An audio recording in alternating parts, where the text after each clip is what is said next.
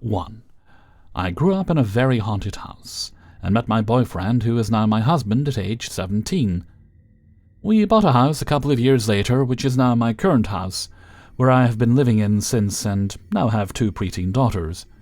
This is relevant as a lot of activity started up again when I was pregnant with my first 12 years ago. My daughter was only days old, and I was putting her in a cot, and all of a sudden I felt something shove my back.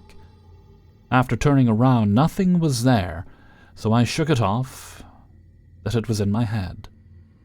Before this happened, and before I was pregnant, I did notice when I was in bed sometimes I felt like something touched my back or leg, but again I thought I must be imagining things. A month or so passed, and it was around 4 a.m., and all of a sudden the telly came on downstairs at full volume, playing the beginning of Lady Gaga Poker Face.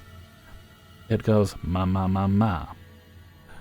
I raced downstairs to turn it off, as I didn't want my daughter to wake up. First of all, I rarely watched music on telly, so even if the telly turned on, it would not be on a music channel, and I found it strange. It was right at the beginning of the song, and somehow top volume.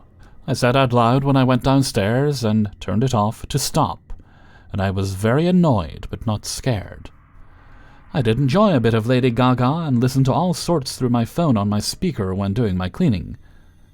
When my daughter was about 1 year old, I was pregnant with my second daughter, she woke up and started hysterically crying and pointing in the corner of her bedroom. I comforted her and saying in my head to leave her alone, hoping if there was something there it would go. I sat by her cot until she went back to sleep. Then, as I went into my bedroom, the baby monitor picked up on a voice saying, "Shh." I rushed back in her room, but she was sleeping soundly. I went back into bed and rang my husband, who worked nights, and told him what happened, and he reassured me and said his favorite motto, "Don't acknowledge it, it will make it worse." So, I went back to sleep, eventually, feeling very alert and freaked out. My second daughter came along, but she only had the occasional 3 knocks on her bedroom door. My other daughter, who is now nearly 13, is sensitive like me. I think she continues to have more stranger encounters. Going back to when my first daughter was about 4 years old, she said some things that really freaked me out, but I played it cool, not wanting to scare her. She screamed about a hand coming down in front of her face. A second instance at this age was about an old woman in the corner of her bedroom. This really freaked me out, as I remembered this instance when she was about 1 year. From that day on, she slept with her door open, and her bedroom light had a dimmer switch, so we kept that on at a very dim level. Another creepy instance was when I was in the kitchen tidying up, when the kids were in bed and I was speaking to my husband whilst he was working, and one of the girls' toddler chairs did a complete 180-degree turn.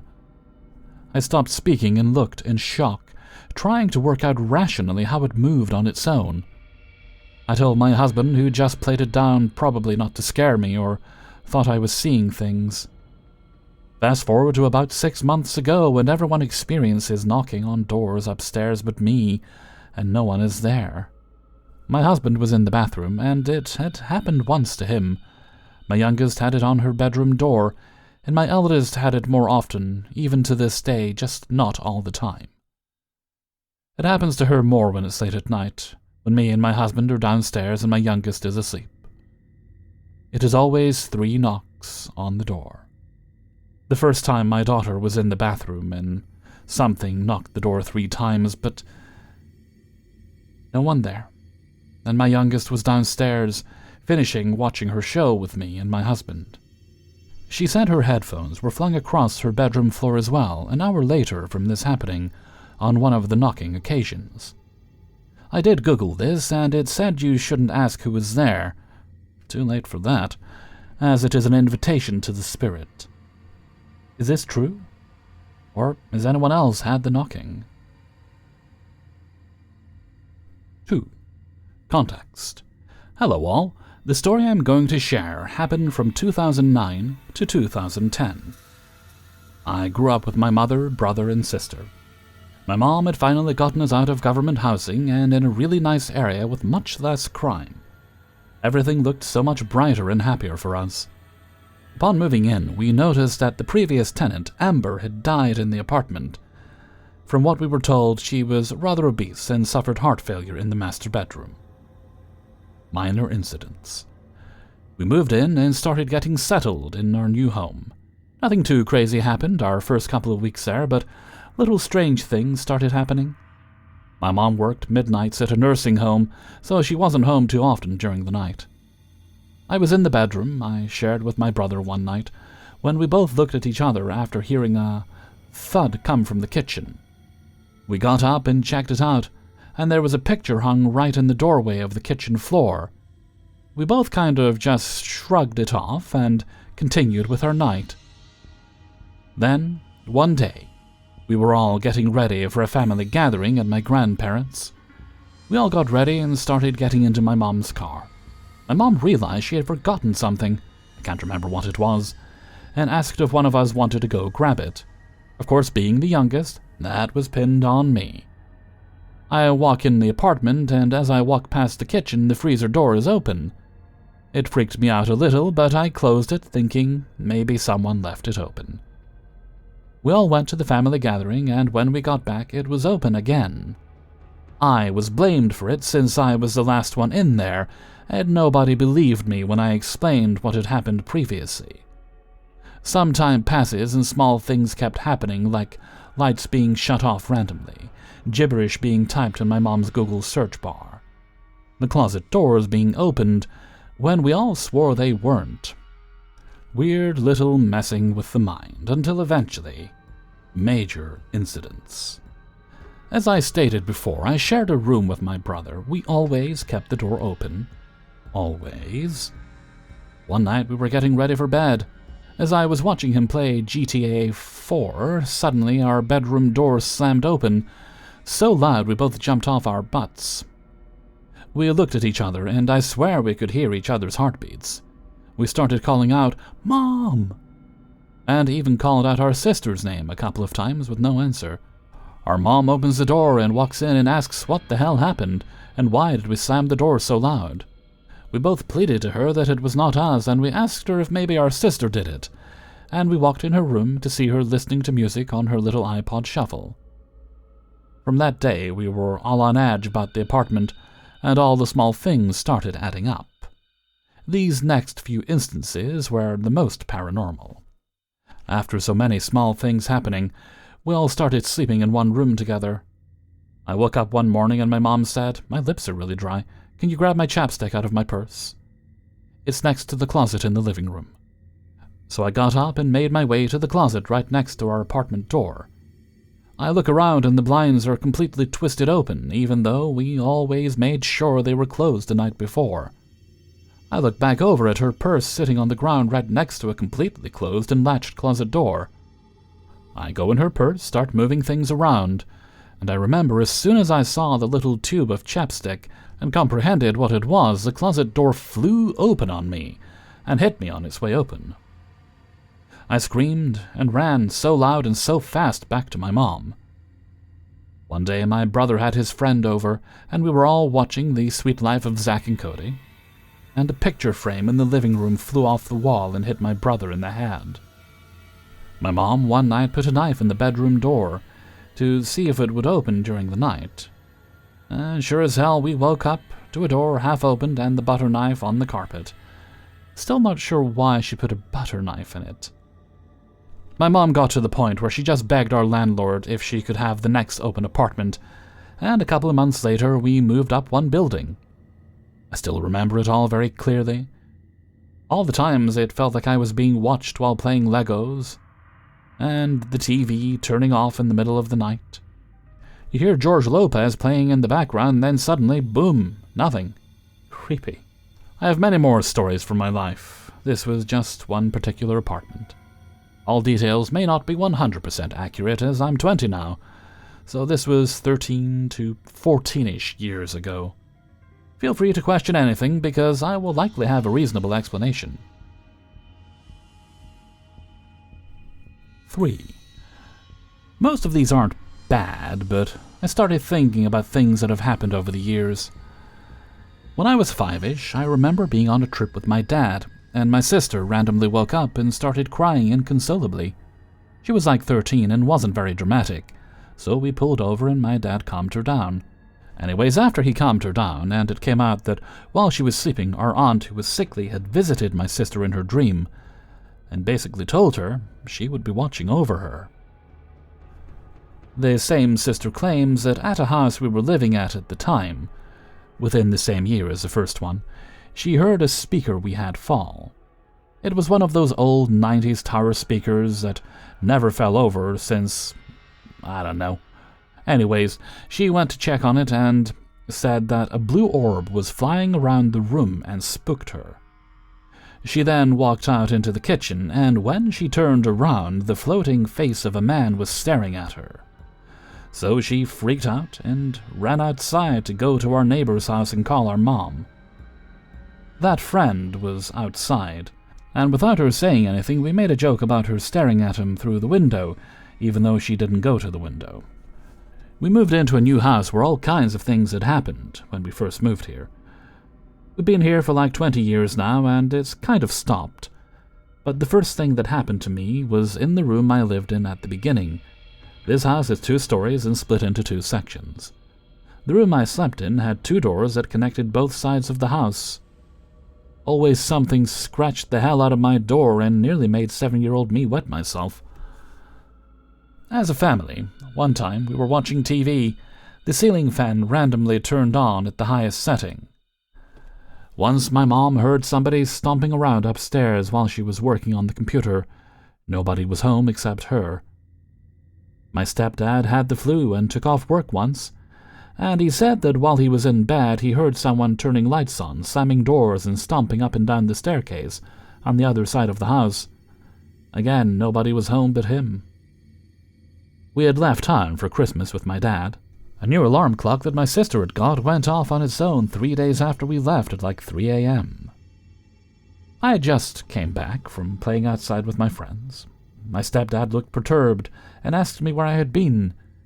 He said while he was eating lunch, a little kid peered around the corner of the hallway and was just staring at him. He made eye contact with the kid, and then the kid went away.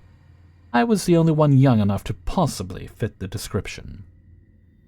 A few years later, when I was a teen, my family had went out of town and let me stay home for the day. I was in my room and heard a door close downstairs. I went out to check it out, and when I closed the door, I heard multiple doors slam at the same time. Possibly just air pressure escaping, but it was spooky. A few things worth mentioning. I live in an area called Devil's Swamp, and it's about 2 miles from the site of a major Civil War battle. Also, we had a guy renting a room from us, and he turned out to practice Santa Maria. And that was during all these things except for the door tidbit and the first few. 4. Background to my phone story. We had our cabin in the mountains since 1966. It was my father's heaven on earth because he grew up close by and had to leave home at a young age to go to VA school for the deaf and blind. He had detached retinas. Anyway, he died in 1995 of leukemia, but made my sisters and I promise we'd take care of the cabin before he passed. In 2005, my sister who lives in Texas called me on a Saturday, asking if my other sister and I were at the cabin. I said no, but we're going next weekend. Why? She said she'd gotten a missed call from the cabin landline on her cell phone. Called back and no answer. I was like, It's possible our uncle was over checking on stuff. But I had cancelled long-distance service a few months prior because we only used the phone for local calls and to have in case of 911, so I thought maybe they took it off the bill but long-distance was still active on the phone. I called the cabin number and no answer, so called my uncle's house. He answered and said he hadn't been over there since the last time we visited, but that he'd go check on it just in case our neighbor was over there for a little problem. It's a remote house and you'd have to go through the neighbor's land to reach it. After a while he called back saying nobody was there, and he had tried to call me from there but couldn't because there was no long distance. He also checked with our neighbor and they hadn't been there. Called my sister back and told her it couldn't have come from the cabin because our uncle hadn't been there, and he verified that long distance wasn't working anyway. She was adamant that it came from that number. Said it was in her call history. We both ended up half-jokingly saying it must have been Daddy calling her. When we hung up, I laid my cell phone down beside me and said out loud, "Daddy? Call me." Sounds stupid, but I felt jealous that he would call her and not me. My phone immediately rings, and the screen says unknown caller, and I was like, oh, hell no, thinking this can't be happening. With chill bumps on my arms, I picked up and could hear nothing but static, and what sounded like several people's voices from far away. I kept saying, hello, hello, but still couldn't hear anything but static and those faraway voices. After a few seconds comes this loud voice, like someone had the receiver right up to their mouth, but it didn't sound like Daddy, saying, like mimicking the sound of a buzzer going off when a wrong answer is given on a game show like Gotcha. Then the call disconnected. I called my sister back, freaking out. She said it has to be Daddy trying to warn us that something is wrong. We really didn't know what to think, and it almost felt like we both had imagined it all. But we could see the calls in our phone's call history. She said maybe he called her instead of me and my sister, because she would have paid attention to a VA number living in Texas, whereas my sister and I might have not paid attention. She insisted that we check everything out when we went back up, and was convinced that he was trying to send a warning. The next weekend, my other sister and I went to the cabin for our already planned trip. Our uncle always goes over and opens up the house and starts a fire so it'll be warm when we get there. When we arrived that day, he said he decided to clean out the flue, and good thing I did because it was full. Only had an opening of about an inch. That thing could have burned the house down. To this day, we're convinced that Daddy was warning my sister about the chimney flue being blocked. It still gives me chill bumps when I think of the phone calls, and I kick myself for not taking screenshots of them. I do that automatically now, for so many things. But 20 years ago, not so much. If it had only been me, I know I would think I must have dreamed it all, because it still feels so surreal, like living in a time warp. 5. I have a house in Tasmania, on top of a hill, quite isolated and about 30 minutes away from anyone. The history of the hill is unclear, but about 90 years ago, there was a bakery situated upon the hill, and of an unknown reason this bakery was burnt down. Nothing remained of it apart from a concrete slab that we use for putting dead thorns and wood on. The actual house, built several years later after the incident, has truthfully seen better days, but is still in great condition, minus a few leaks that appear every once in a while. I called this house home for a number of years, but moved away, then returned, then moved, then returned. It was a circle that my entire family is getting sick of, leaving the place we cherish only to come back to it, but in worse condition. Growing up there, I have many memories of the outdoors, as it's a large property, about 5 acres. These memories are full of laughter and delight, but of what I can remember of the inside of the building are filled with uncomfort and a sense of unease, especially as a young child. It was at this property that several strange and unexplainable things have occurred, both good and bad, and the creepy and or unnerving. But to state that only creepy things took place there would be a lie. I have had several encounters, if you would, of a scary nature, and even to this day have many people state that only scary things happen when I am around. Moving shadows or creaking floors can be explained most of the time, but distinct voices of my father, who wasn't within 70 kilometers of my house, become harder to put to something like, "It was the wind." At this property of mine, we have many things my mother would call spirits, and I don't care if you believe in them or not, they exist, at least around my family. 2 of these spirits are distinct to me and my father because they only play tricks on the 2 of us. We have both seen them respectively, but only ever when we're together. One of them lives inside and moves things around like chairs and opens doors it shouldn't open. I've heard this thing call out to me many times before, but I placed it up to me hearing things because it always happened when other people were inside the house. But there was one time that I refused to enter the house for 5 hours straight one afternoon, as I distinctly heard my father's voice screaming at the top of his lungs, calling for help, over and over again. But the cry was the same every time, the same volume, the same tone. It went on for about 3 or 4 minutes before complete silence. At this time, however, my father was at work, in town about 75 kilometers away from my current location. I have no idea what it is, but I know that it's a small creature about 3 feet in height, and only ever shows itself when you're alone, or with either my father and I. The other one is much larger in stature, standing at around 5 feet.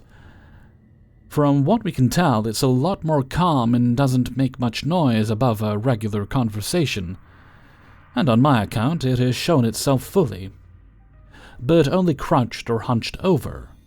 Both of these entities have no complexion and show no face. Only when hiding does this thing show its true height, from abound trees and such, almost like a shy child. My father swears on everything he holds dear. He has heard this creature call out to him, saying things like, "Dad, Dad, come here," or "Dad, I need you." On several accounts has this happened. We will be moving from this place once more. My only hope is that we never return, for I truly fear that if we were to ever come back, we would not leave, not ever, and that someone would read our names off of a headstone. Hey everybody, Hellfreezer here, and thank you very much for listening to Paranormal Stories, episode 373. And thank you very much to everybody who allowed me to use their stories in this video. Before you go, please do hit the like button. If you want to get early access to these videos, then support me on my Patreon page, which is linked in the description. Support me there for as little as $1 or more a month if you'd like to, and you get all the videos on a Monday, all at once. You'll also find a link in the description to the Hellfreezer merchandise store on Teespring. We also have a link to the Hellfreezer Discord if you'd like to join us over there for a bit of a chitty chat. And if you really like today's video, well, you can leave a tip. Do that by clicking on the heart with a $sign underneath the video. And none of that is ever required, but thank you very much if you choose to do so. It's very helpful. Okie dokie, I don't think the next birthday shoutouts until the 4th, so let's move right along to Hellfreezer's question of the day. And today's question is... And this one comes from moderator Shigar. A bit of a controversial one, but did you like the first or second Darren from Bewitched? I'll be honest with you, it's been so long since I saw that show, I don't even know what the difference was. I do know there were a couple of dicks. But let's expand that a bit. Have you ever actually liked a recast? I mean, I quite like the British version of the show Being Human, and they recast the lead on that show from the pilot, and Aidan Turner did a lovely job, a very different interpretation of the character of Mitchell, but a lovely job. I think Don Cheadle is better as Rhodey in the Marvel movies than whatchamacallum. Terrence Howard? I think that was his name. I don't even care enough to look it up. That's how good Don Cheadle is. I'm generally in favour of recasting. It might not always work out, but I think, you know what, if an actor doesn't want to play a part anymore, then you may as well recast and continue on telling the story you wanted to tell. It's a little bit different if an actor passes away, because they didn't leave by choice. Then it might be the respectful thing to do to just write the character out, if possible. But let me know what you think in a comment below. And before we go, let's have the answer of the day from a previous video. And this was in relation to spooky things that you don't necessarily believe in, but you still don't have them in your home. And today's answer comes from Enza. And their answer is creepy looking dolls, because what if ghosts exist and can possess them? My true nightmare. Thank you very much for your answer, Enza. And with that, I'm a bit of a sleepy Hellfreezer now, so I may go for a nap before I continue working. So until next time, thank you very much for listening, and take very good care of yourselves.